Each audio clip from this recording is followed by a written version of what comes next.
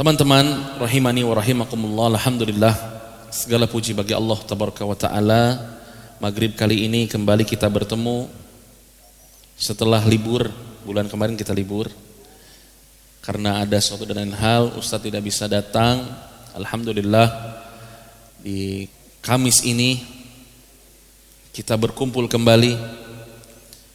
Kita membahas sebuah tema yang cukup penting, yang menjadi pondasi amal soleh setelah kita beribadah kepada Allah Subhanahu wa ta'ala.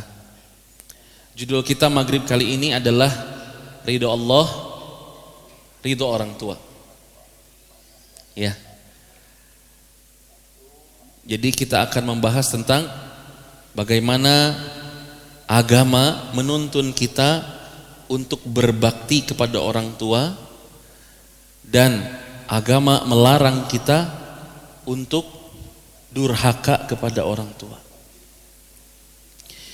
Teman-teman rahimani wa rahimakumullah, salah satu cara untuk kita taqarrub kepada Allah Subhanahu wa ta'ala, taqarrub itu mendekatkan diri kepada Allah Subhanahu wa ta'ala lewat manusia, adalah taqarrub kepada orang tua. Jadi kita berbuat baik kepada orang tua sama dengan taqarrub kepada Allah Subhanahu wa ta'ala.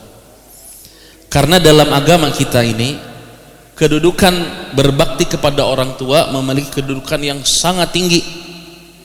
Ya, kedudukan yang sangat tinggi. Bahkan Allah Subhanahu wa ta'ala menyebutkan dalam surat Al-Isra ayat 23, wa qada rabbuka alla ta'budu illa iyyah wa bil walidaini ihsana. Dan Rabbmu telah mewajibkan kepadamu untuk beribadah hanya kepadanya saja dan tidak boleh berbuat syirik. Kemudian wa bil walidaini ihsana, dan kepada kedua orang tua berbuat baiklah.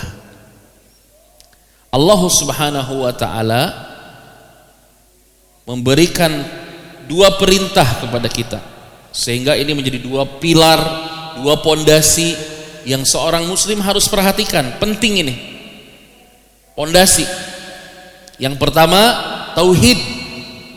Kita mentauhidkan Allah Subhanahu wa ta'ala, tidak boleh berbuat syirik. Naon berbuat syirik teh? Apa berbuat syirik teh? Syirik teh naon, lain syirik. Syirik pas syirik sanes. Naon syirik teh? Menyekutukan Allah, menduakan Allah dalam peribadahan. Ya. Diperintahkan oleh Allah untuk bertauhid, artinya naon? Artinya kita hanya menyembah Allah saja. Teu meunang nyembah nu lain. Kemudian kita dilarang oleh Allah Subhanahu wa ta'ala untuk berbuat syirik, yaitu menduakan Allah dalam peribadahan. Kemudian pilar yang kedua, Allah mengatakan wabil walidaini ihsana. Kemudian berbaktilah, berbuat baiklah kepada kedua orang tua. Ya. Ini menunjukkan bahwa berbakti kepada orang tua itu ibadah yang besar setelah bertauhid. Pahamnya? Jadi dalam agama kita, berbakti ini memiliki pahala yang sangat besar. Bahkan ditempatkan setelah beribadah kepada Allah Subhanahu wa ta'ala. Jazakallah khairan. Wah. Refreshment. Jus apa ini? Jus mixed berry. Mixed berry. Domba atau isinya berry. Biri itu mah biri. Jokes bapak-bapak. Ayo, taib. Balik dari ka dieu. Bahkan Nabi kita Muhammad sallallahu alaihi wasallam menyebutkan di beberapa hadis, termasuk hadis yang paling terkenal, ridallah fi ridal walidain wa sakhtillah fi sakhtil walidain. Ridho Allah di ridho orang tua, dan murka Allah di dimurka orang tua. Dalam hadis yang lain Nabi mengatakan ya tentang afdhalul a'mali indallah. Ya Rasulullah, apa amalan yang paling utama di sisi Allah Subhanahu wa taala? Ya. Nabi ditanya tentang apa? Tentang amal yang paling tinggi dalam Islam. Yang pertama al-jihadu fi sabilillah. Jihad fi sabilillah. Yang kedua, birrul walidain, berbakti kepada orang tua. Yang ketiga, as-salatu ala waktiha, salat tepat waktu. 3 amalan yang paling dicintai oleh Allah. Salah satunya adalah berbakti kepada orang tua. Bahkan dalam sebuah kisah ada seorang pemuda datang ke Rasul sallallahu alaihi wasallam, ya Rasulullah, hayang ngiluan perang ya Rasulullah. Izinkan saya berperang.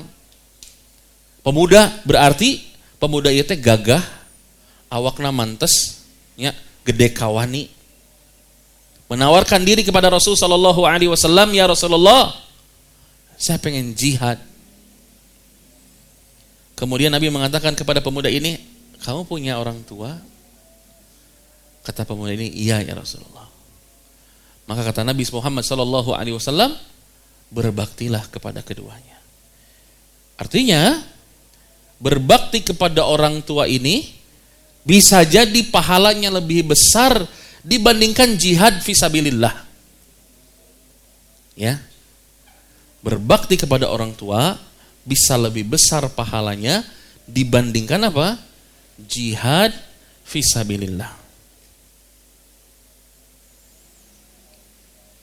Ustadz, terus bagaimana caranya kita berbakti kepada orang tua?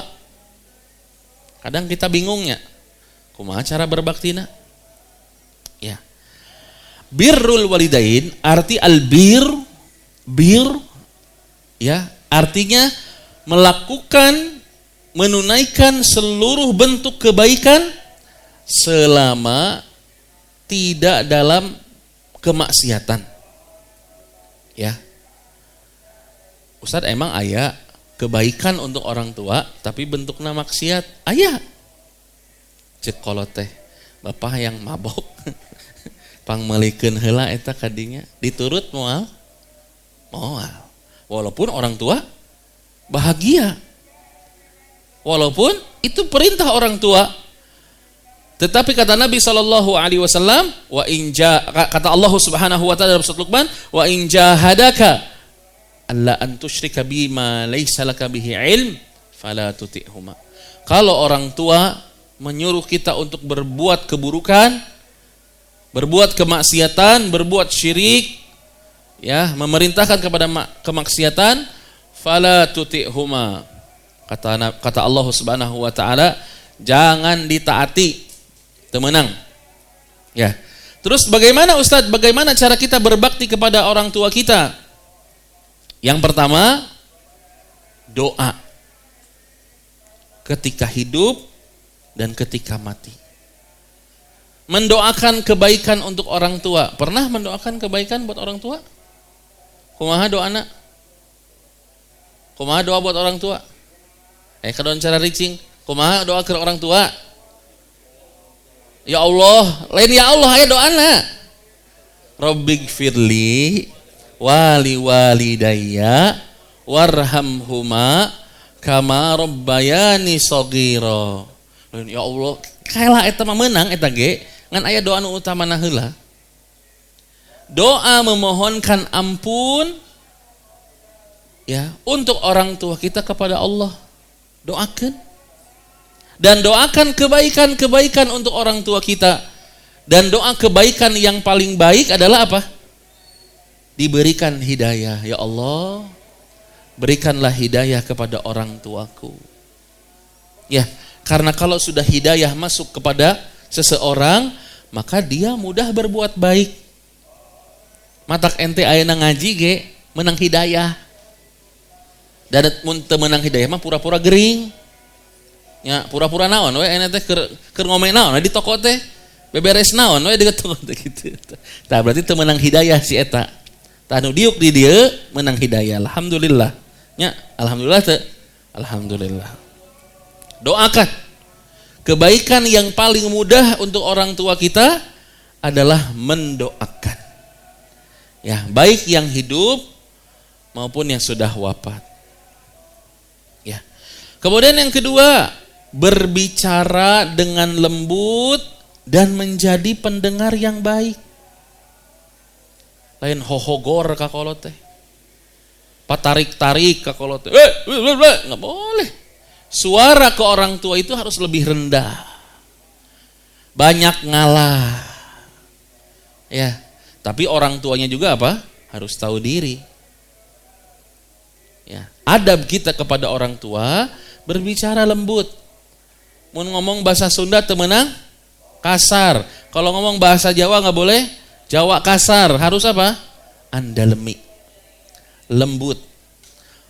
Bapak atau senada, toin bapak geus dahar can. Monyok ka bapak geus dahar.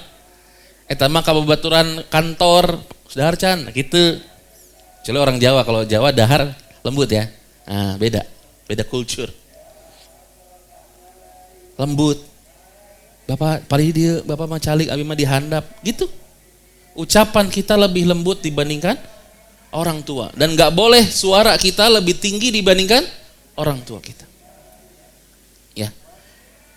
Kenapa? Karena dalam berbaktinya dengan ucapan yang lembut, maka sebaliknya, durhakanya sebaliknya.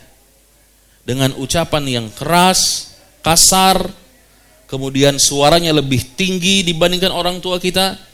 Bahkan Allah Subhanahu wa taala melarang kita untuk mengatakan apa? Fala taqul lahuma uff. Boleh bilang ah.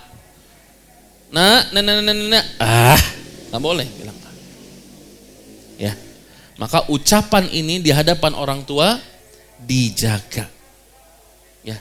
Ustaz, kumaha orang tuana ngeyel. Orang tuanya aji mumpung, anaknya baik, dimanfaatkan, ya enggak ada masalah. Makanya yang pertama dilakukan adalah berdoa, minta hidayah buat orang tua kita. Duh, orang tua saya ngeselin Ustaz. Kamu udah doa belum? Kamu udah minta kebaikan sama Allah belum? Bisa jadi dengan doa-doa kamu itu orang tua kita berubah. Ucapannya tidak lagi menyakitkan kita, dan seterusnya dan seterusnya. Yang ketiga, melayani secara langsung dan tidak langsung. Kadang ada anak yang sibuk, ya, kadang beda wilayah dengan orang tuanya. Berikan pelayanan. Ayah, aku udah transfer, itu nanti ada kiriman sapatu ke ayah. Ya, buat mereka bahagia. Lain gak gajihan teh, melian naon? Melian knalpot, melian pisor, ya, melian naon deh? Sagala dibelian. Ari kakolot, hilap, lupa. Padahal ada pelayanan yang perlu kita berikan kepada orang tua. Ya. Bahkan mungkin orang tua kita nggak perlu kita punya duit. Butuh apa? Butuh hadir. Butuh menemani. Ya. Sehingga orang tua merasa bahagia. Ya. Orang tua kita bahagia melihat kita, melihat pelayanan kita, ya. Dulu kita diambilkan air sama orang tua kita untuk minum, untuk mandi. Sekarang kita giliran kita gantian kepada orang tua kita begitu. Mah, ini buat mama. Bikin dia bahagia. Ya, Pak, ini buat bapak. Buat dia bahagia. Kalau kita nggak bisa buat dia bahagia, jangan buat dia kecewa, jangan buat dia bersedih. Kalau kita nggak bisa buat dia bahagia, jangan bikin bersedih. Ya, ditinggali teh budak teh masalah jeung masalah. Memang tidak ada orang tua yang akan protes, nggak akan ada orang tua yang merasa apa? Merasa rugi, dikecewakan anak, dibikin anak sedih, nggak akan ngomong orang tua kita. Tapi dalam hatinya dia ingin dibahagiakan. Saya sekarang jadi orang tua, anak bikin kecewa misalnya, saya udah pasti maafkan, tetapi saya sebagai orang tua ingin dibahagiakan oleh anak. Walaupun cuma ngambil air, walaupun cuma nyiapin sepatu, walaupun cuma kadang-kadang, "Pah, ini helmnya udah dielapin sama kakak." Bahagia sekali. Kita sekarang jadi ayah, ngerasa begitu. Berarti orang tua kita pun sama. Ketika dilayani oleh anak, dia merasa bahagia. Walaupun banyak orang tua itu gengsi menerima pelayanan anak. Gak usah berlebihan nak, padahal di dalam hatinya bahagia. Ya. Kemudian kata para ulama, yang keempat adalah bersabar terhadap mereka, apalagi di waktu sudah tua. Makin tua orang tua kita, kadang makin jadi ujian. Ya. Balik deui ka orok, balik deui ka budak, ka hayang nate. Ya. Kadang mood swing teh ganti-ganti mood gitu. Kadang bager, kadang galak, kadang sedih, mood swing orang tua kita. Makanya harus bersabar. Kita bersabar menghadapi orang tua yang makin tua. Apalagi mungkin antum yang mengurus orang tuanya yang sudah gak bisa apa-apa, sudah gak bisa keluar dari ranjang, pipis di situ, BAB di situ, gak bisa mandi, gak bisa jalan. Bersabar. Setiap yang engkau lakukan kepada orang tuamu ini, dari berdoa, dari ucapan, dari membuat bahagia, dari bersabar, itu semua diberikan pahala oleh Allah Subhanahu wa taala dengan pahala yang paling besar. Makanya kata Nabi SAW, pintu surga yang paling tengah birrul walidain, berbakti kepada orang tua. Dari 8 pintu surga, 1 pintu surga itu bagi orang yang berbakti kepada orang tua. Makanya kata para ulama, itulah jalan taqarrub kepada Allah yang paling mudah, tapi pahalanya paling besar. Bukan hanya sekedar ya, tetapi kita harus melakukannya dengan segenap jiwa dan raga. Ulah ala kadarna, nu penting mah aya we. Enggak boleh begitu. Karena yang namanya ibadah, keikhlasan pun dinilai oleh Allah. Ngurus kolot teh ikhlas teh dinilai oleh Allah Subhanahu wa taala. Ada yang kesel gara-gara mungkin misalnya ini rotasi ciga misalnya Beckham di kanan, Aliano di kiri. Serius kieu ngaji teh kalau mau tuh ka mana ya? Rotasi misalnya. Anaknya ada 3. Sehari-sehari ngurus orang tua. Ada anak yang ya udahlah. Ala kadar. Ya. Acuh tak acuh. Padahal kalau yang namanya ibadah harus ikhlas. Harus segenap jiwa raga kita curahkan untuk berbakti kepada orang tua kita. Karena setiap detiknya Allah ganjar dengan pahala, setiap perilaku dalam mengurusnya juga Allah berikan pahala.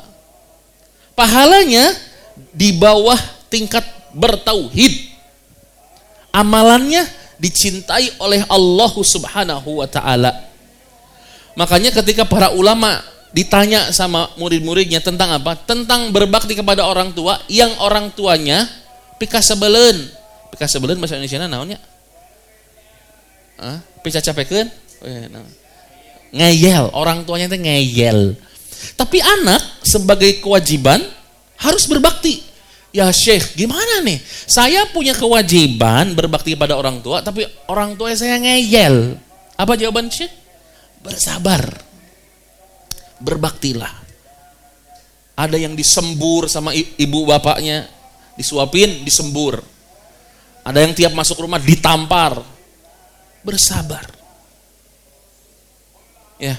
Bahkan ada pernah kejadian yang bertanya kepada saya, Ustadz, saya nggak pernah ketemu sama ibu saya sejak orok di Piceun. Jadi ketika bayi dia dibuang, dititip di neneknya. Ini saya gagarok suku kacirita di kamera, henteunya aman. Atul, aduh, insyaallah. Maaf ya. Banyak nyamuk. Ya, balik lagi. Ada yang sejak kecil nggak diurus oleh ibunya. Kemudian nggak ada angin, nggak ada hujan, ibunya datang. Keadaan anaknya alhamdulillah sekarang kaya. Si anak perempuannya ini kaya, nikah dengan seorang jutawan. Teman saya artis, mau beja-beja. Si ibunya datang, mengaku bahwa dia adalah ibunya. Memang ibunya. Udah nanya, Ustadz, saya harus apa? Saya canggung. Bahkan dalam hati saya mending gak ketemu sekalian. Karena bingung. Saya bilang, seburuk apapun, sedia gak ngurus kamu dari kecil, suka tidak suka, dia adalah ibumu. Ibu kandung yang mengandung kamu 9 bulan, melahirkan kamu, walaupun hak dan kewajiban setelahnya dia tidak tunaikan. Tapi dia tetap ibu kamu. Berbaktilah semampumu. Alhamdulillah sampai detik ini dia berbuat baik sama ibunya, memperbaiki hubungan, walaupun canggung, awkward, canggung banget, tapi nggak ada masalah. Perlahan ada rasa sakit, wajar manusiawi punya rasa sakit, rasa kecewa, tapi berbakti adalah perintah Allah. Allah mengatakan, wa wassaynal insana biwalidayhi hamalathu ummuhu wahnan ala wahn wa fisaluhu fi amain anishkur li wa liwalidayka ilayyal masir. Dan kami wasiatkan kepada manusia, kata Allah Subhanahu wa ta'ala, untuk berbuat baik kepada kedua orang tuanya, terutama ibunya. Nah, sibet kudu ibu, Ustaz. Kenapa dalam hadis Nabi mengatakan, ja'a rajulun ila Rasulullah sallallahu alaihi wasallam faqala, ya Rasulullah, man ahaqqun nasi bi husni sahabati. Ya Rasulullah, siapa orang di muka bumi ini yang paling berhak mendapatkan perlakuan baik dari saya? Siapa ya Rasulullah? Rasul menjawab, ibumu. Siapa lagi ya Rasulullah? Ibumu. Siapa lagi? Ibumu. Penasaran kan? Siapa lagi? Bapakmu. Oke. Kenapa ibu 3 kali? Bapak sekali, lain kudu pamajikan 3 lain. Ibumu berarti pamajikan teh kudu sabaraha? Astagfirullah.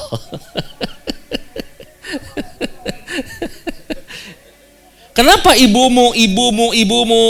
Kata Al-Imam An-Nawawi rahimahullahu ta'ala, ini ditulis dalam kitabnya Syekh Abdul Razzaq hafidhahullahu ta'ala, dalam Ahadisul Adab, Ahadisul Akhlaq, bab birrul walidain. Ada 3 alasan kenapa ibu diutamakan dalam Islam. Dan 3 alasan ini tidak bisa dikerjakan oleh ayah. Kenapa ibu diutamakan? Karena 3 hal ini tidak bisa dikerjakan oleh ayah. Yang pertama, hamil. Bapak bisa hamil? Tidak bisa. Ayah sih jadi anaknya hamil kan, isina cilok. Tengah ngajuru ya, sabaraha puluh bulan ya. Laki-laki nggak bisa hamil. Bahkan kata Allah, wahnan ala wahnin. Hamil itu dari lemah semakin lemah, berat. Siapa yang udah punya istri? Cung. Yang belum nikah, Cung. Mau ngarasa nu can nikah mah. Ketika kita ngelihat istri kita hamil, apa rasanya? Kesian. Sayang, berat ya. Berat atuh.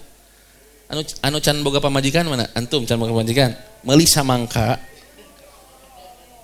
7 kilo simpenna beuteung babawa ka mana? Capek. Ini bayi itu beratnya 3 kilo lah, 3 sampai 4 kilo. Encan caina. Belum air ketuban. Belum pejit. Kadut segala di dia pokoknya mah. Aya 7 kilo mah eta teh. Ya.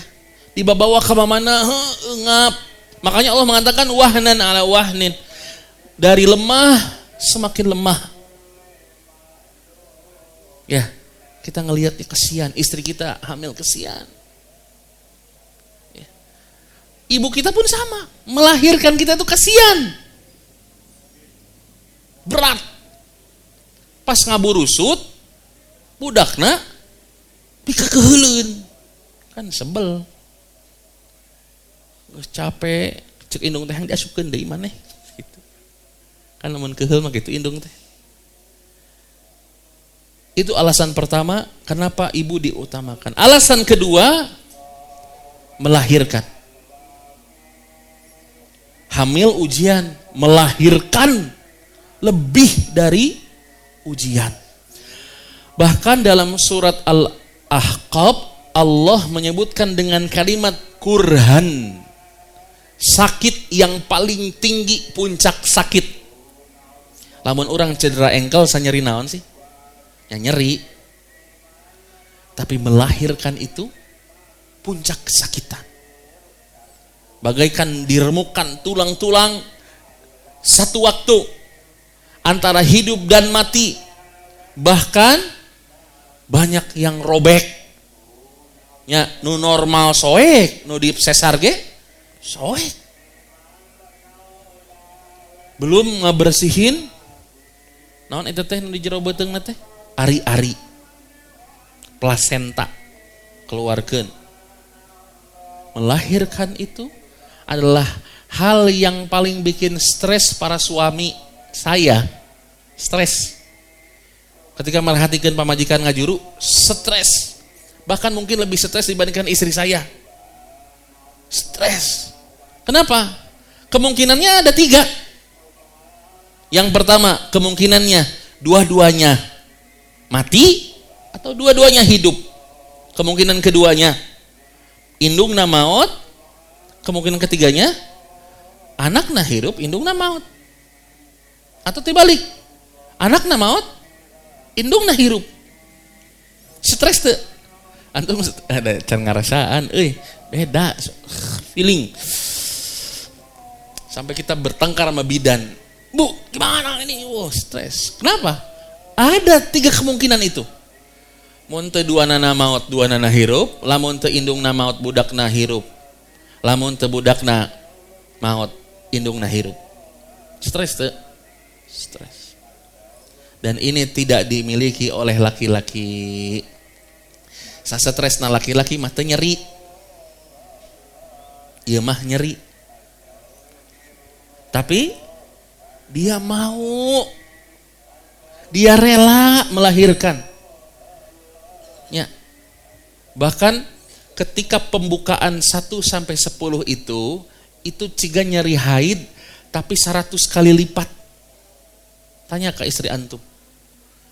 Melahirkan itu pembukaan 1 tuh kayak sakit haid. Pembukaan 5, 50 kali lipat. Pembukaan 9, mulesna 100 kali lipat. Nyeri. Apalagi yang diinduksi dan seterusnya. Pasti sakit. Makanya 2 keutamaan ini nggak bisa dimiliki oleh laki-laki. Yang ketiga, keutamaan ketiga, kenapa ibu disebut 3 kali? Karena menyusui. Orang bisa nyusuan tuh? Walaupun ayah susuna tapi tak bisa nyusuan. Tidak punya kantung ASI. Laki-laki nggak punya kantung ASI. Ya. Berapa lama kata Allah? Wa fisaluhu fi amain. Nyusuan 2 tahun. Ayo 3 tahun di dia nyusuan ka indungna. Siang ngaganyol tuluy 3 tahun geus gede ge nyusu keneh. Antum can di sapi kan nepi ka ayeuna.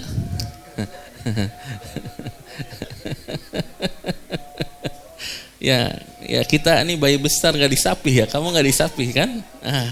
Hah?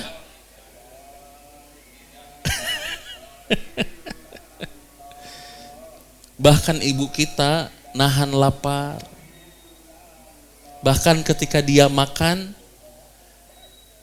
kita lapar, disimpan dulu nasinya nyusuan kita. Bahkan ketika dia nyenyak tidur, kita owe, hudang teu indung, hudang, dipangku, disusuan. Bapakna keur naon? Sare bapakna. Suaminya kemana? Tidur. Bahkan gak kedengeran suara anak nangis, gak kedengeran. Itulah hebatnya ibu kita.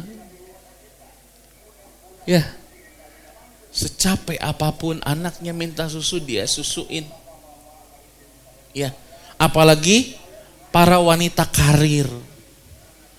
Ya, di vakum heula susu isuk-isuk. Susukeun, balik gitu capek kerja. Luar biasa para ibu itu, luar biasa. Makanya kalau sampai ada anak yang durhaka kepada ibunya, bisa nggak membalikan rasa sakit ini? Gak bisa. Atau mau bayar kita sama ibu kita, Bu, berapa saya ganti rugi dari mulai hamil, melahirkan dan menyusui, saya mau ganti rugi berapa? Gak bisa. Bahkan ketika Ibnu Umar ditanya oleh salah seorang tabi'in, wahai Ibnu Umar, saya nih haji dari Yaman, berangkat ibadah haji dari Yaman. Saya gendong ibu saya sampai selesai haji. Tawaf saya gendong, sa'i saya gendong. Ya, ke Arafah saya gendong. Lempar jumroh saya gendong. Sampai ke tawaf wada saya gendong ibu saya. Nanya nih orang, apakah saya sudah membayar jasa ibu saya? Kata Ibnu Umar, satu tarikan nafas, manakala ibu mau melahirkan, kamu gak bisa bayar. Tah pas ngahejeun kitu teh, geus teu bisa mayar orang teh. Ditafsirkan sama para ulama perkataan ini. Kenapa kita gak bisa bayar sama ibu kita? Karena pada saat itu ibu kita bisa nyerah gak? Cek inung teh, nyerah we. Bidan dokter, saya mau nyerah aja udah, matiin aja. Bisa gak? Bisa. Tapi ibu kita apa? Memperjuangkan sampai kita lahir. Geus ngajuru bisa dicekek teu budakna? Hah?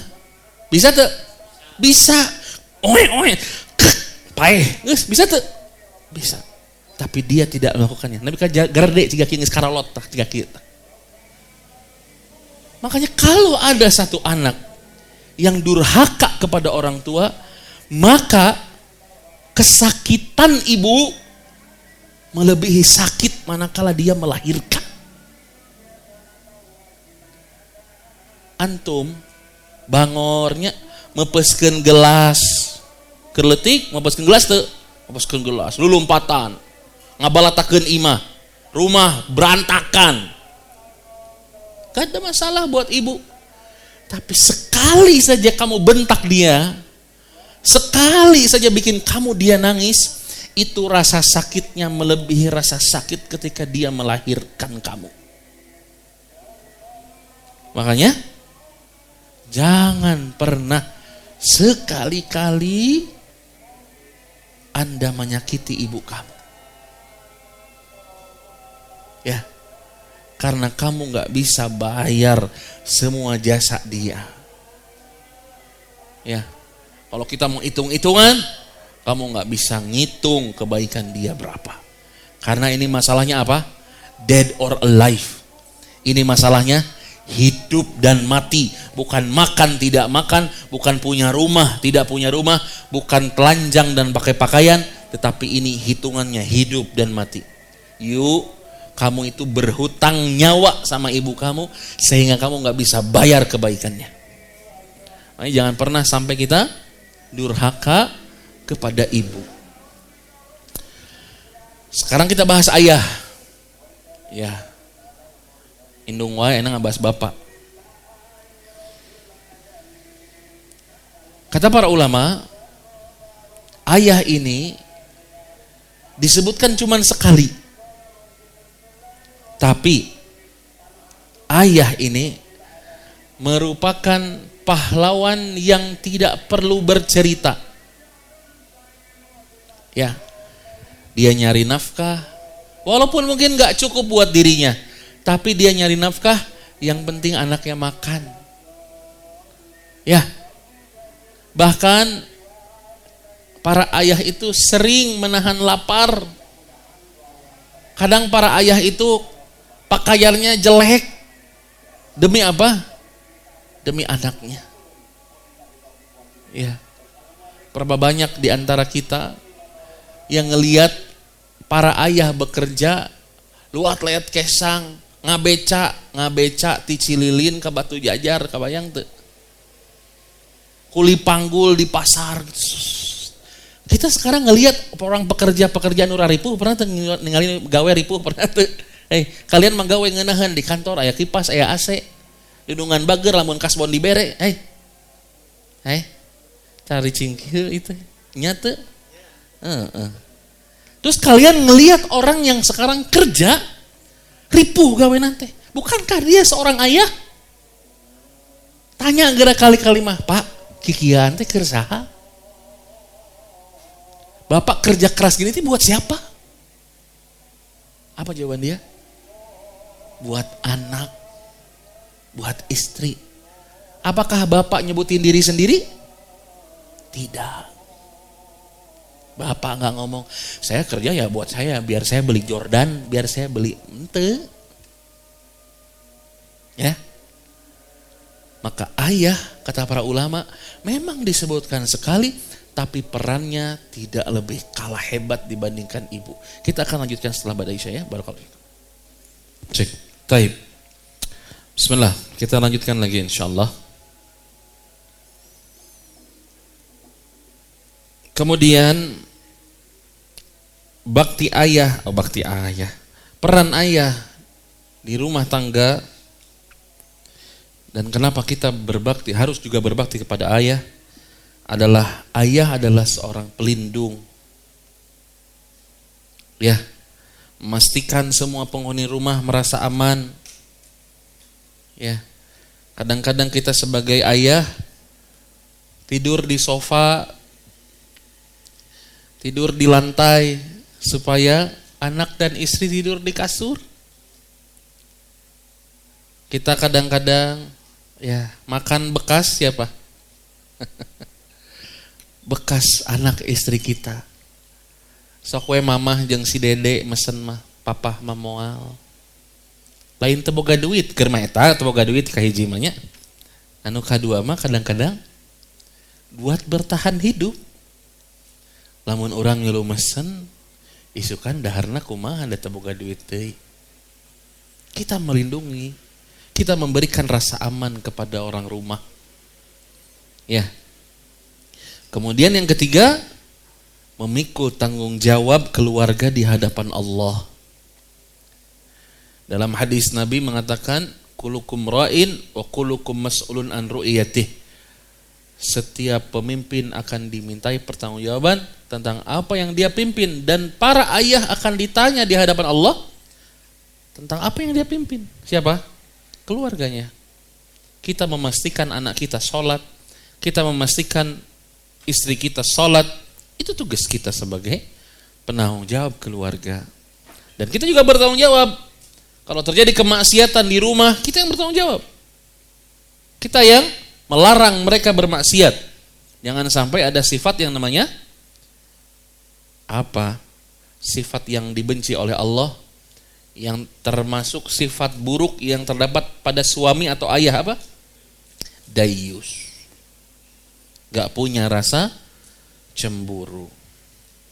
Oke, lanjutkan. Sok saredih aing kajian kieu teh lah. Ya, ulah sedih, semangat.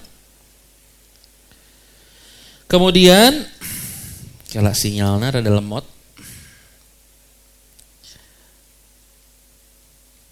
Dalam konteks uququl walidain, berdurhaka kepada orang tua, maka para ulama menyandangkan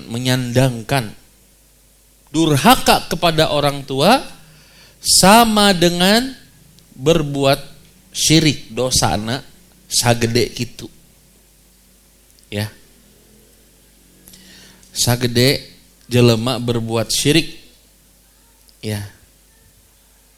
Karena Nabi mengatakan alaihi salatu wassalam, ala unabbiukum bi akbaril kabair. Maukah aku beritahukan, kata Nabi sallallahu alaihi wasallam, kepada kalian tentang dosa-dosa besar. Kata Nabi sallallahu alaihi wasallam, al-isyraku billah wa uququl walidain. Berbuat syirik kepada Allah dan durhaka kepada orang tua. Allah menyandingkan syirik dengan durhaka kepada orang tua. Maka pengkhianatan terhadap bakti kepada orang tua, ya, dengan pengkhianatan peribadahan kepada Allah, derajat dosanya sama-sama besar. Bahkan Nabi dalam hadis yang lain mengabarkan tentang dosa yang azabnya disegerakan. Kan dosa itu kadang-kadang azabnya ditunda ku Allah teh. Di mana? Di akhirat. Kadang ketika ditunda itu oleh Allah apa? Diampuni dosanya sehingga azabnya apa? Hilang. Tapi ada azab ya dari sebuah dosa yang Allah segerakan azabnya adalah durhaka kepada orang tua. Jadi mun karasa ka azab hirupnya tanya ke aya masalah naon jeung kolot. Ya. Baik.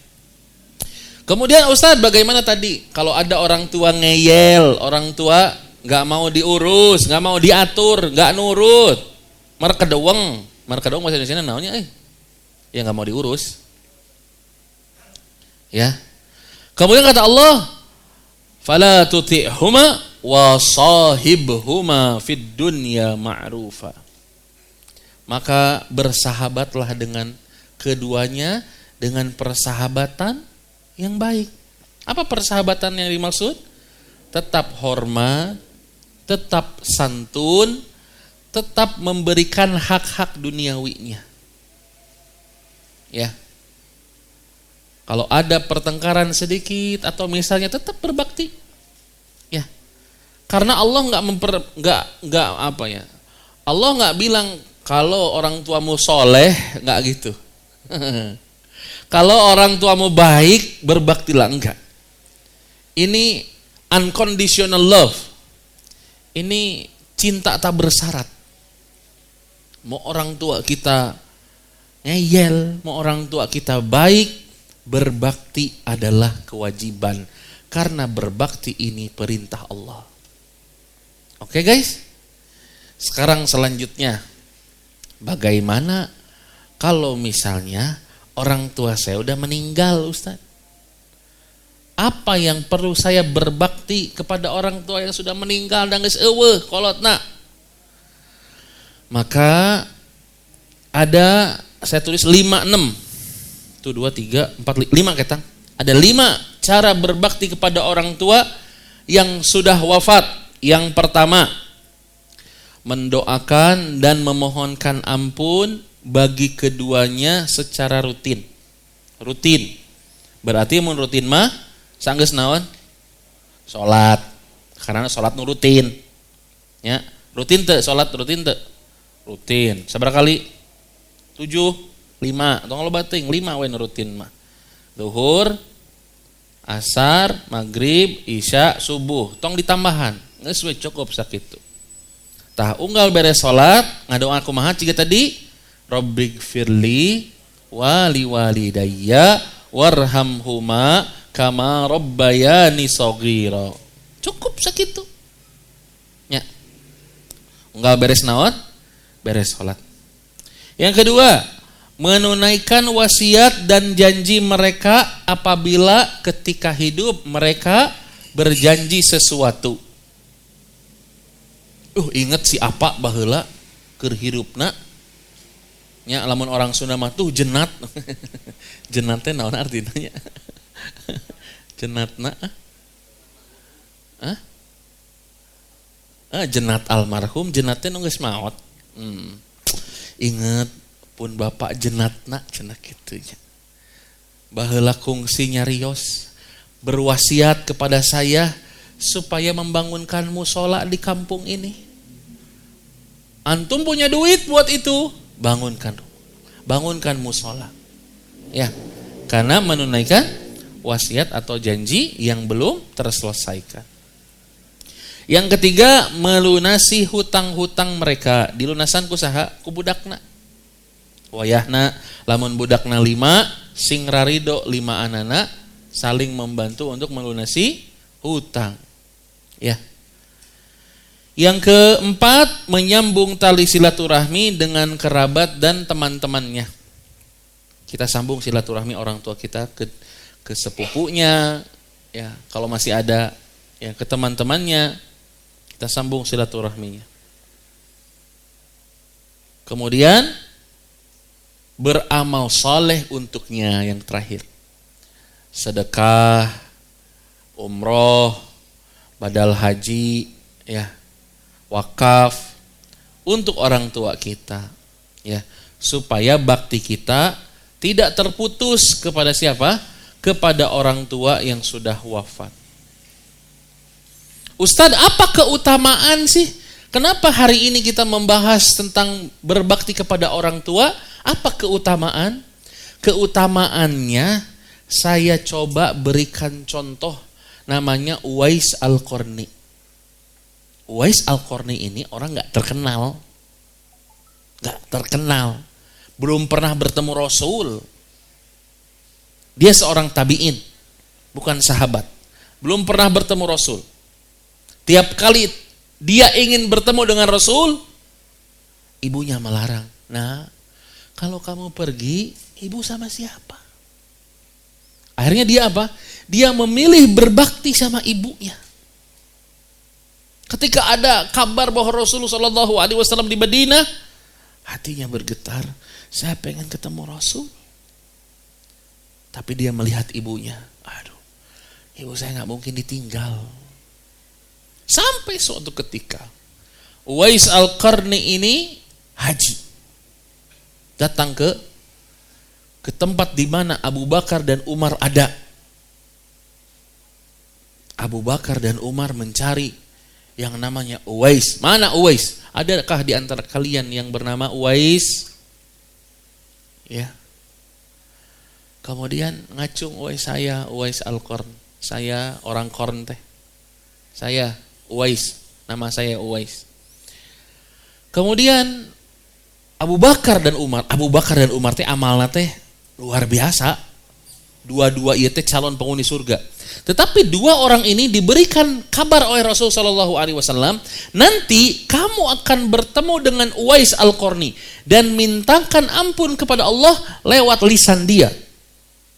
Penasaran dong Abu Bakar jeung Umar teh.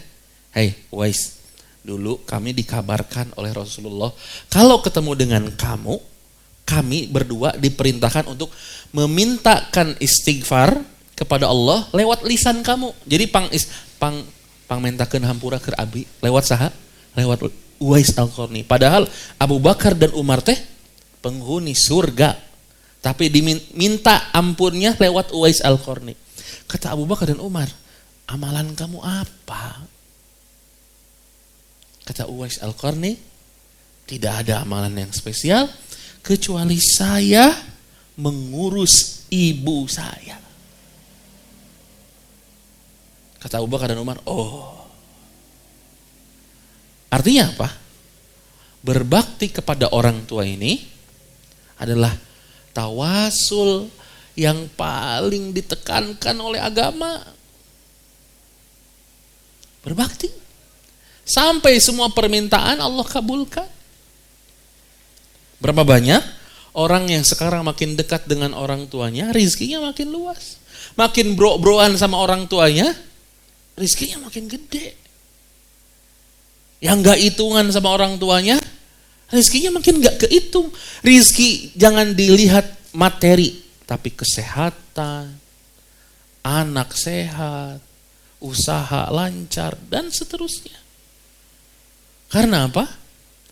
Berbakti sama orang tua. Ini tawasul yang dibenarkan sama agama. Ya.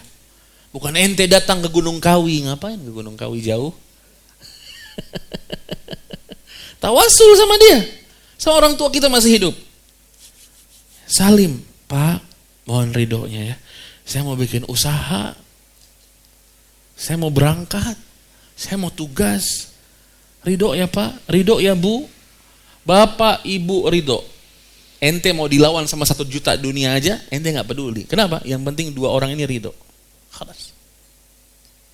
Dan itulah yang menyebabkan Uwais Al-Qarni menjadi spesial. Maka pertanyaannya sekarang, sudah berapa lama kita gak ketemu orang tua kita? Udah berapa lama kita gak nyium tangannya? Kapan terakhir kali kita nelpon dia, nanya kabar, pengen denger suaranya? Udah berapa banyak hadiah yang kita berikan sama orang tua kita dibandingkan hadiah kita kepada orang-orang sekitar kita sekarang? Apakah kita lebih sering menangisi ketidakpunyaan uang kita? Atau kita menangisi berbakti yang kurang kepada orang tua? Apakah kita lebih banyak bertemu dengan kolega kita atau dengan orang tua kita? Maka teman-teman, malam ini kita bersama ingin sama-sama berubah. Ingin sama-sama menjadi anak yang berbakti. Karena berbakti kepada orang tua ini merupakan ibadah tertinggi dalam Islam dan ibadah yang sangat dianjurkan oleh Allah Subhanahu wa taala setelah bertauhid, bahkan dosanya disandingkan dengan kesyirikan. Saya tutup dengan doa, Rabbighfirli wali walidayya warhamhuma kama rabbayani shaghira. Hadza wallahu a'lam. Tafadhal. Tafadhal Kang Roni. Waalaikumsalam warahmatullahi. Bismillah.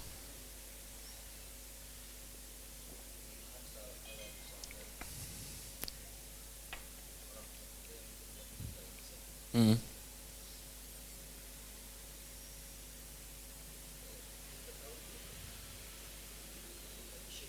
Hmm.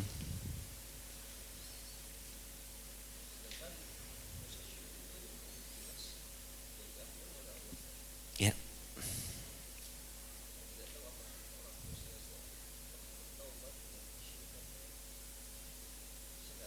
Hmm.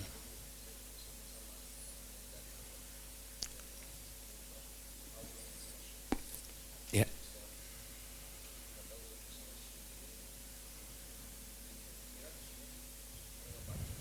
Hmm.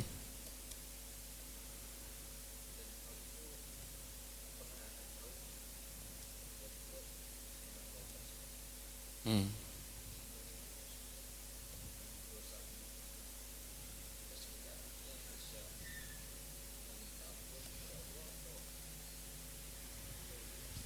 Ya.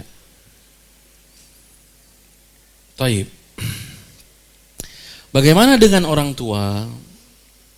Ya. Ketika semasa hidupnya berlaku kesyirikan. Ya. Ayah kita melakukan sebuah kesyirikan, bahkan kita menjadi saksinya. Ya. Bagaimana ini hukumnya, Ustaz? Ya. Apakah anak bisa menghapus dosa orang tua? Ya. Sedangkan kita tahu, ya. Sedangkan kita tahu bahwa dosa syirik itu tidak diampuni oleh Allah Subhanahu wa taala. Ya. Selama orang tua kita meninggal dalam keadaan muslim, paham ya? Kita tahu dia masih sholat, kita tahu dia berpuasa, kita tahu dia bersedekah, datang ke masjid, zahiriyahnya apa? Muslim. Dan dia bukan pelaku kesyirikan, apa ya disebutnya, masternya, dukunnya. Dia cuma ikut-ikutan aja. Karena kebodohannya, dia ikut-ikutan datang ke kiai yang bisa tulis-tulis mantra, raja. Karena dipikirnya itu adalah jimat. Dan jimatnya juga bahasa Arab.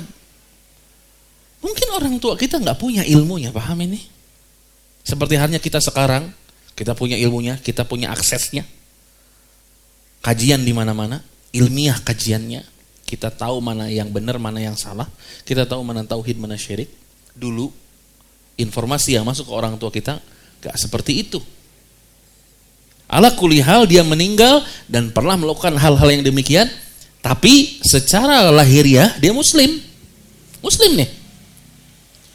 Maka kita masih boleh memohonkan ampun untuk orang tua kita. Seberat apapun dosa dia, kata Nabi SAW, idza mata ibnu Adam inqata'a amaluh illa bi thalathah. Salah satunya wa waladun salihun yad'u lah, dan doa anak yang saleh yang mendoakan orang tuanya manakala wafat. Doa ini kan bentuknya banyak. Ada doa bentuknya keselamatan, ada doa bentuknya ampunan. Nah, selama orang tuanya terkategori muslim, bukan syirik yang gegedug syiriknya, dia mati bukan dalam keadaan menjadi dukun, paham ini?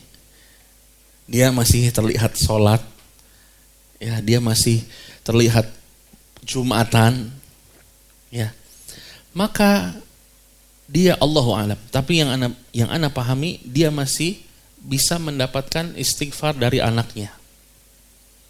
Sedangkan yang mutlak tidak bisa mendapatkan istighfar dari anaknya adalah para pelaku kesyirikan yang masternya, headnya, gegedennya, dukunnya. Nah, ini para ulama, ya, alal aglab kebanyakan meyakini bahwa dia meninggal dalam kesyirikan. Syiriknya bil ilm. Syiriknya itu dengan pengetahuannya. Ada yang meninggal jatuh kepada kesyirikan karena bil jahil, ditipu orang, kebodohan ditipu orang. Beda cerita kan? Benar teh. Kadang-kadang anu ngilu kikituan teh. Ngilu we hungkul gitu. Tuturut munding. Abi mah ngiring we gitu. Resepan. Tapi dia jatuh kepada dosa syirik tetap. Dia jatuh kepada dosa syirik tetap. Tapi dia tidak dicap sebagai al-musyrikun, paham ini? Karena kebodohannya. Makanya ketika Syekh Muhammad bin Abdul Wahab At-Tamimi rahimahullah dalam kitab tauhidnya mengatakan, ana la ukaffiru man jaa ila kuburi, ya, kepada kuburi Syekh Abdul Qadir Jailani. Kata Syekh Muhammad bin Abdul Wahab, aku tidak mengkafirkan orang-orang yang datang ke kuburannya Abdul Qadir Jailani selama dia tidak tahu ilmunya. Yang terjatuh kepada kesyirikan adalah gembongnya. Ya, berdasarkan apa? Berdasarkan surat At-Taubah, maka nalin nabiyyi walladzina amanu ayyastaghfiru lil musyrikina walau kanu awliya'u qurba. Tidaklah pantas bagi seorang nabi dan orang-orang beriman memohonkan ampun bagi orang-orang musyrik sekalipun mereka adalah kaum kerabat mereka. Ini ayat tujuannya buat siapa? Buat orang-orang gegeden musyrikin. Tapi kalau orang tua kita yakini dia cuma ikut-ikutan aja, dan kita meyakini bahwa dia gak punya ilmunya, bodoh, jahil, maka dia masih berhak mendapatkan doa-doa kita. Ya.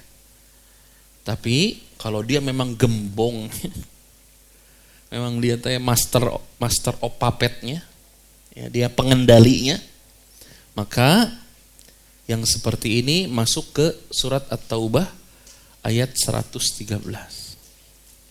Maka nalin nabiyyi walladzina amanu ayyastaghfiru lil musyrikina walau kanu ulil kurba. Ya.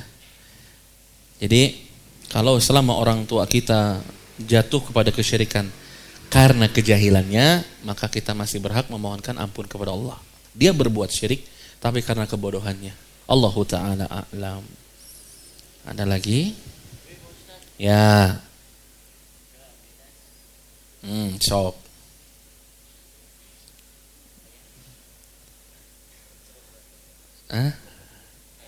Ayah hadiah. Nah, cenah paroni.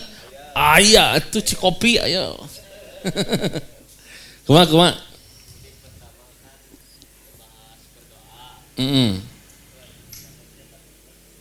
Sok.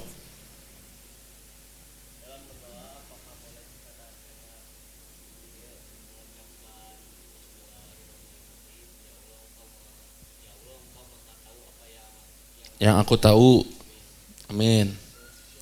Bagus pertanyaannya mah. Ya Allah.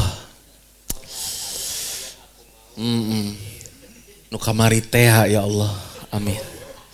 Gitu ente ngadoa? Aing mah Betul, kita yakini bahwa Allah mengetahui segalanya. Ya'lamu ma fis samawati wa ma fil ard wa ya'lamu ma tusirruna wa ma tu'linun. Allah mengetahui apa yang di langit, apa yang ada di bumi. Paham? Allah mengetahui apa yang ada dalam hatimu.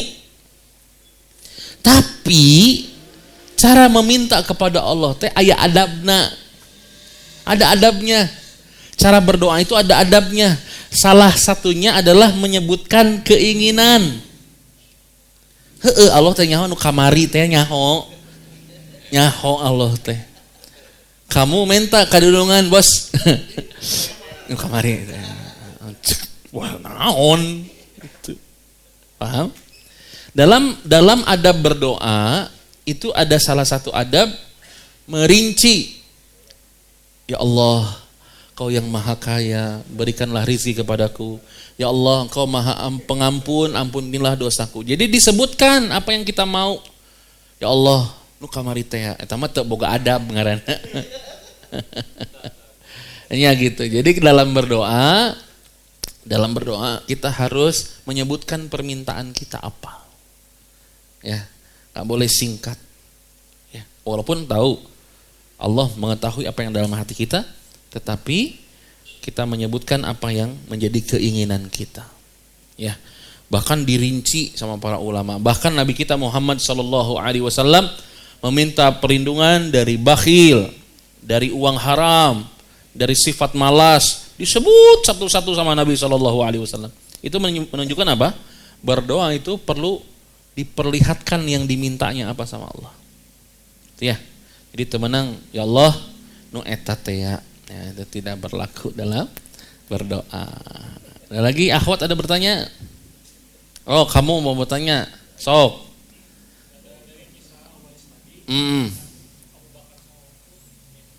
Minta.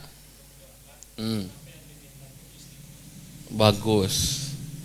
Kenapa yang diminta istighfar? Karena itulah permintaan yang paling utama. Permintaan yang paling utama kepada Allah Subhanahu wa ta'ala adalah dibersihkan dosa. Itu yang paling utama. Makanya kita mengapa ketika kita selesai sholat, Assalamualaikum warahmatullah, Assalamualaikum warahmatullah. Apa yang pertama kali diucapkan? Astaghfirullah, istighfar dulu. Karena inti dari permintaan kita kepada Allah, kita mohon ampun karena kita banyak salah. Loba salah teh. Antum dibere ku Allah teh beunghar, tapi anggar keneh loba salah daek teh. Ima aman ana nanya. Semua doa antum dikabulkan, hayang beunghar dikabulkan, hayang mobil dikabulkan. Tapi satu doa yang enggak dikabulin. Allah enggak mengampuni kamu. Mau? Embung. Bener teh embung teh. Mending diampuni atau mending nu tadi hayang beunghar. Hawak jelema mah tamak. Ya boleh meminta Allah keduanya boleh. Tetapi mulailah berdoa dengan memohon ampun. Karena itu biangnya. Kalau Allah mengampuni kita, dosa kita bersih, banyak doa yang dikabulkan yang lain. Karena salah satu sebab doa tersendat, doa tidak terkabul adalah banyak dosa. Makanya minta dulu dosanya dibersihkan sama Allah. Ada lagi? Cukup? Cukup akhwat, tidak ada? Nggak, emang suaranya ada ke bawah? Ada. Oh, mikrofonnya nggak ada. Taib cukup, insya Allah mudah-mudahan bermanfaat teman-teman. Insya Allah kita akan bertemu lagi di kesempatan yang lainnya. Semoga Allah Subhanahu wa ta'ala mensehatkan kita semua. Allah Subhanahu wa ta'ala memberikan kita keistiqomahan dalam ketaatan kepadanya. Dan jangan lupa doakan orang tua kita. Ya, jangan lupa berbakti sama mereka ya. Aqulu qouli hadza wa astaghfirullah li wa lakum. Wassalamualaikum warahmatullahi wabarakatuh.